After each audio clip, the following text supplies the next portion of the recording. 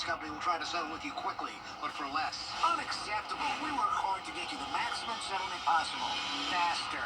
How fast, you ask? One call, that's all.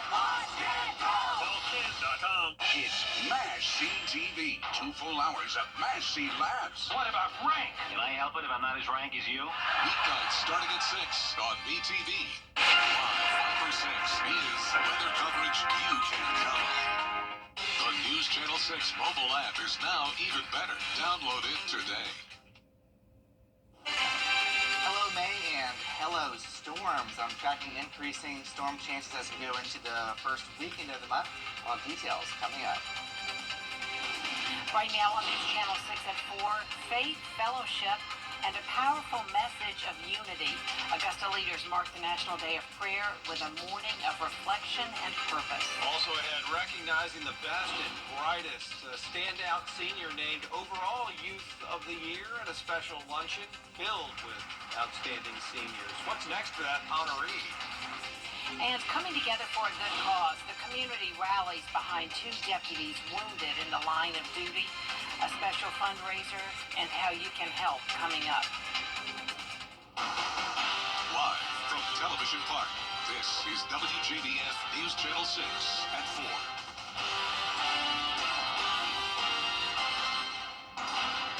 Hey everybody, I'm Brad Means. And I'm Jenny Montgomery. Thank you so much for joining us. 1 deputy wounded, of course, the 2nd who was killed. And that's where our coverage begins.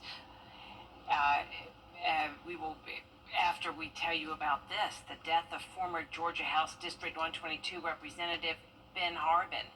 Kim Vickers is here now with more. Well, Brad, Jenny, according to Richmond County Coroner Mark Bowen, Harbin was found dead Wednesday night at the Fairfield Inn on Washington Road.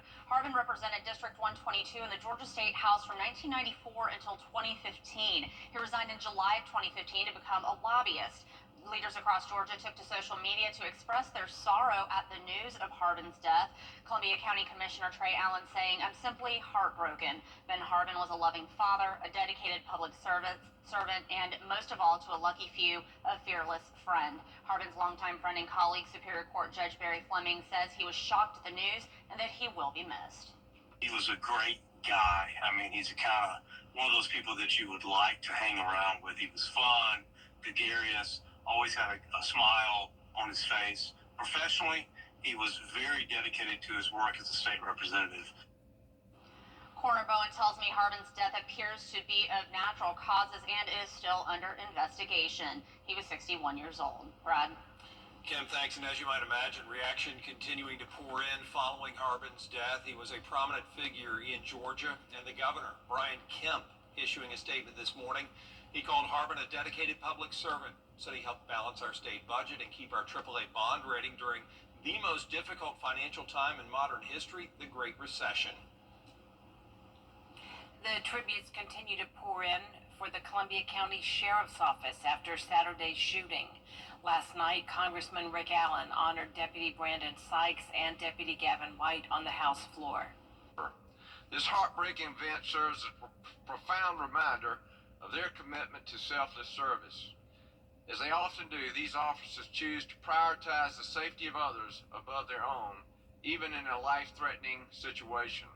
While our community grieves this tragic loss, I'm reminded of John 15:13. Greater love has no one than this, that someone lay down his life for his friends. Please join me in praying for Deputy Sykes' wife, Amber, their daughter, Lindsay, and all of Brandon's loved ones as they continue to mourn this fallen hero. Please also join me in praying for a swift recovery for Deputy White, as well as Sheriff Whittle and the entire Columbia County Sheriff's Department. The funeral for Deputy Brandon Sykes will be held Monday at the Columbia County Performing Arts Center. The processional will start at 11:20 a.m. Law enforcement and Sykes' family will drive from Thomas Petit & Son Funeral Home on Davis Road. They'll then go up Washington to Ronald Reagan Drive and then on to Evans Town Center Boulevard and the Performing Arts Center. They're asking the public to line the streets in support of the fallen officer. The funeral is at noon followed by a 21-gun salute and a flyover outside. And as we have been reporting for the past several days, this community continues to come together to support the family of Columbia County Deputy Brandon Sykes and Deputy Gavin White.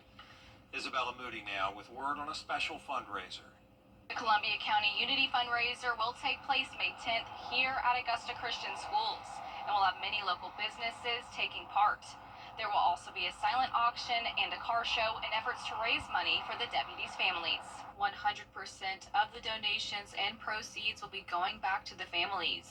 Both organizers wanting to show their support and respect to everything the officers did during Saturday night's shooting. I've been in contact with the Wives Association of Columbia County Sheriff's Offices. I've been in touch with Michael White, Gavin's father, and we are really just trying to be the bridge to bring everybody together. The event will take place from 10 a.m. till 2 p.m. The silent auction tickets are on sale now. For more information on how to purchase or donate, you can find that on WJBF.com. In Martinez, Isabella Moody, WJBF News Channel 6. Time now for a first check of the weather. Meteorologist Miller Hyatt standing by with that.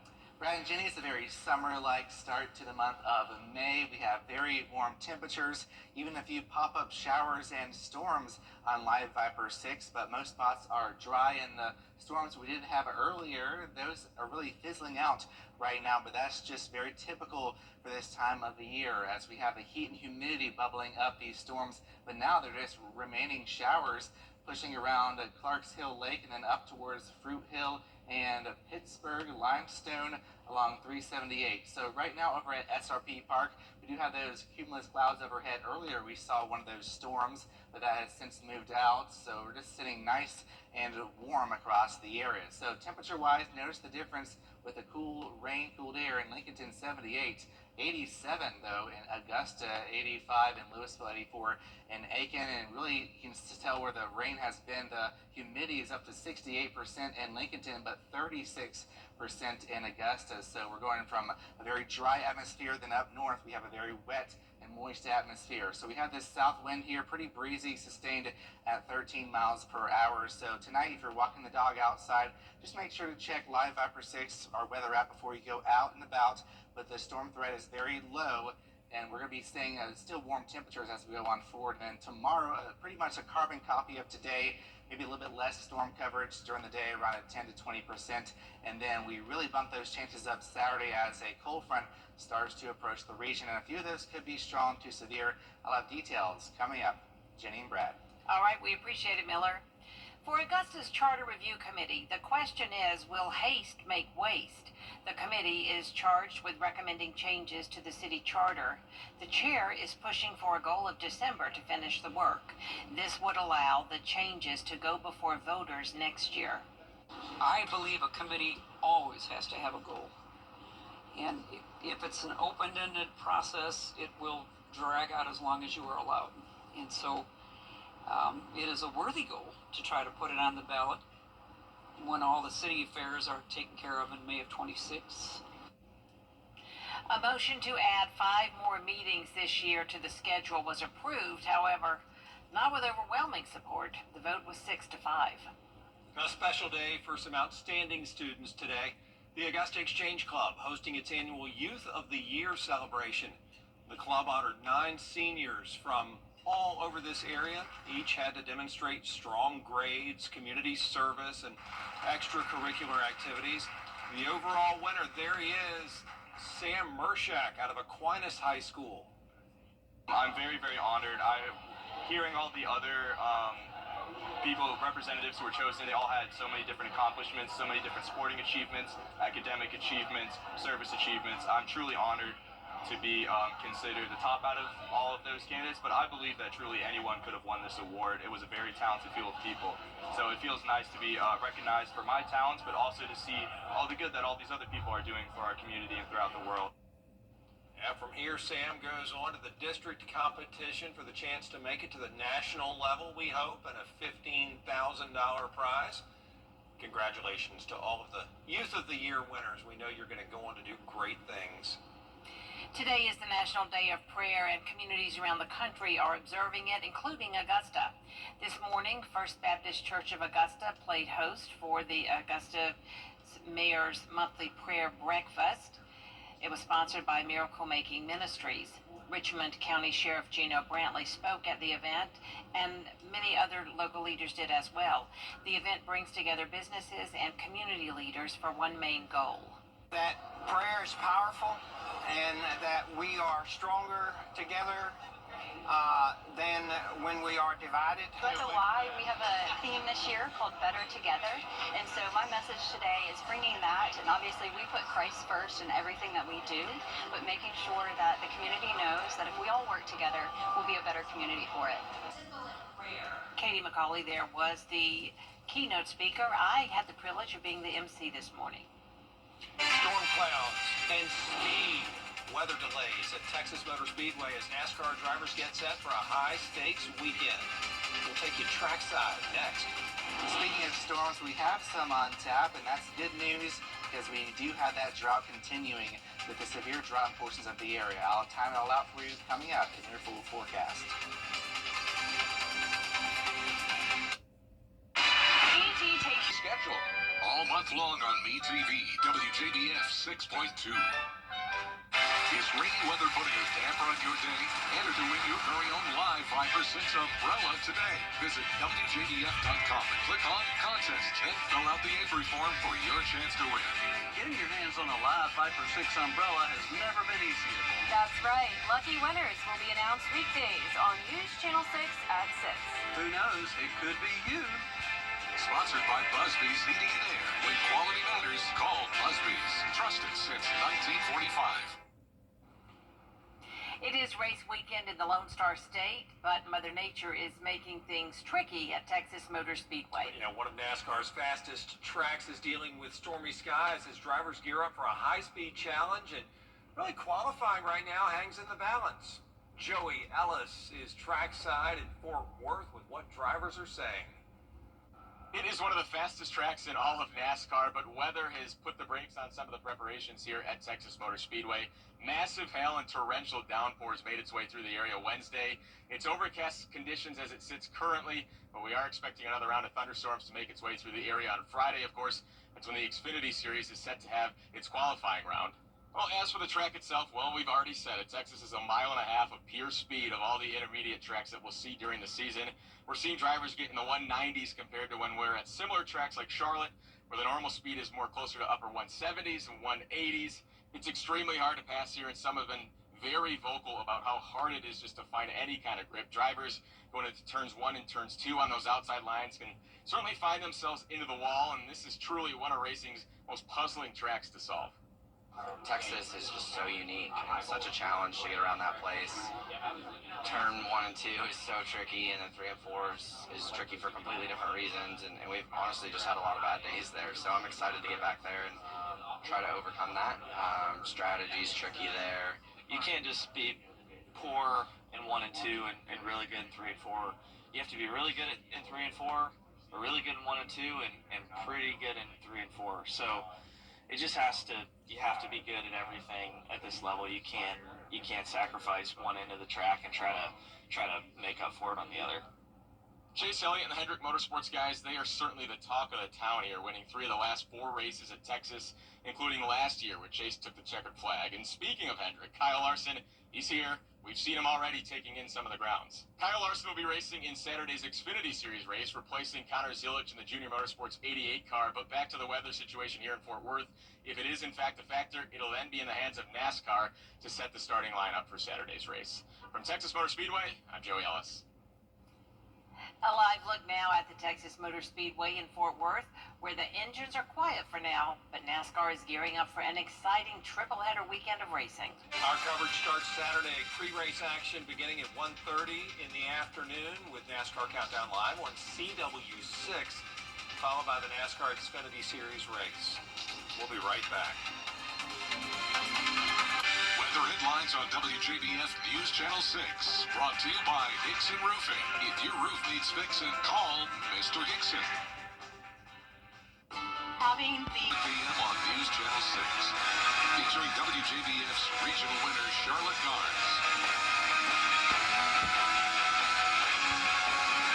Remarkable Women is sponsored by Goodwill of Middle Georgia and the CSRA. Over the years, thousands of people have gotten their hands on one. And who knows, you could be next. Win your very own Good Morning Augusta coffee mug at WJBF.com/coffee club. Sponsored by Honda Cars of Aiken. Now, your most accurate forecast with WJBF Live Viper 6.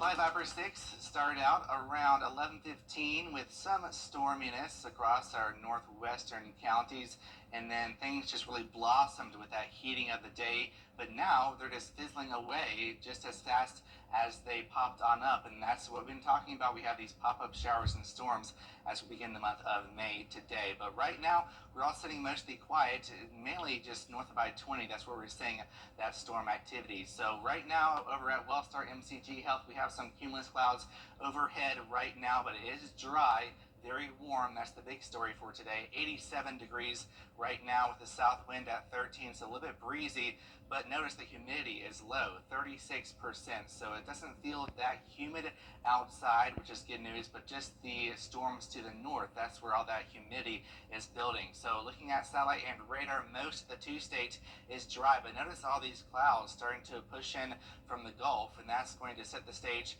for a stormy weekend. As we go into the weekend, we'll be seeing an increase in some storm chances thanks to a cold front that is out west, and that's going to slowly crawl our way and bring us a chance of some beneficial rain, but unfortunately that does come with the threat of some storminess, and I'll get to that in just a minute. So looking at our severe weather threat today, no severe weather. Don't worry, that is well out towards our west, so maybe some stronger storms pushing into Atlanta, but that's not going to be impacting us. No severe weather. Then tomorrow, maybe a few stronger storms north of I-20, so similar setup to today, with a little bit more instability. The main threat is going to be some gusty winds, maybe some small hail, and then we all get on the action Saturday afternoon as we are all under a marginal level 1 risk. So this is the lowest risk. It's not going to be a major event, but we do have that threat of some gusty winds and small hail Saturday afternoon. So looking at Futurecast here the rest of this evening, we'll see still a continuation of some spotty showers, maybe a new round of storms pushing in around midnight, but then that fizzles out tomorrow morning. And then once again, here we go, more sunshine. It's going to heat things up, leads to instability, maybe a few showers or rumble of thunder tomorrow afternoon, but most spots will be dry. Our big threat of rain is going to come from this cold front going into Saturday afternoon and evening. Notice all this moisture starting to fill in from our southwest, and then by 7 p.m. we're really going to start to see that rain come down, maybe some stronger storms as well. So the rest of today, looking closer at home, notice still just a spotty shower or storm. Here's midnight, like I mentioned, maybe a new round coming in, but not severe. It's going to be overnight, which is good news, some good sleeping weather. Waking up on Friday to dry conditions, and then here we go again along I-20, spotty pop-up storm, and then going into the 6 a.m. on your Saturday. Once again, we have an early shower or storm, but the big threat is going to be in the afternoon starting around 2 p.m., and that's going to linger into the overnight Saturday. And even some storm fuel we're looking at, but it's still on the lower side, which is good news. It's not going to be a major severe event, but we could see some stronger storms here and there. So if you're going to the Peach Blossom Festival in Johnston, just keep an eye on Live Viper 6, eyes to the sky, because we do have that threat of some storminess, but it's going to be mainly during the end of the event. So the beginning of the event looks pretty dry. The end, you might have to dodge a stray shower or storm, and then we have some more beneficial rain going into the end of the weekend. And then next week, we cool down a lot to the low 80s, lows near 50 degrees. Thank you, Miller. Appreciate you. Up next, NASA recorded a historic space morning, and it was a feat 6 years in the waiting for one lucky astronaut. Don't go away. Well, the role of teacher has changed so much over the years. Teachers have had to adapt from their lesson plans in the classroom to teaching virtually. But what hasn't changed is their love for their profession and their love for the children. Hi, I'm Marla Schultz with Kroger. Teachers do an extraordinary job educating our children and preparing them for the future. Help us honor these special educators. If you know an outstanding teacher, nominate them for the Golden Apple Award at WJBF.com. CSRA 8. And McLean and Nicole Ayers stepped outside the International Space Station to move a communications antenna and set a bracket for new solar arrays. It is the first all-female spacewalk since 2023 and the fifth in NASA's history. When Anne McClain missed out due to a spacesuit sizing error and had to wait 6 years for another chance at the opportunity.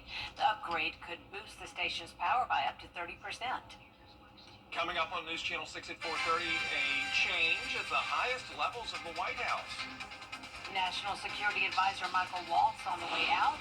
President Trump moving him to another high-ranking position. Stay with us.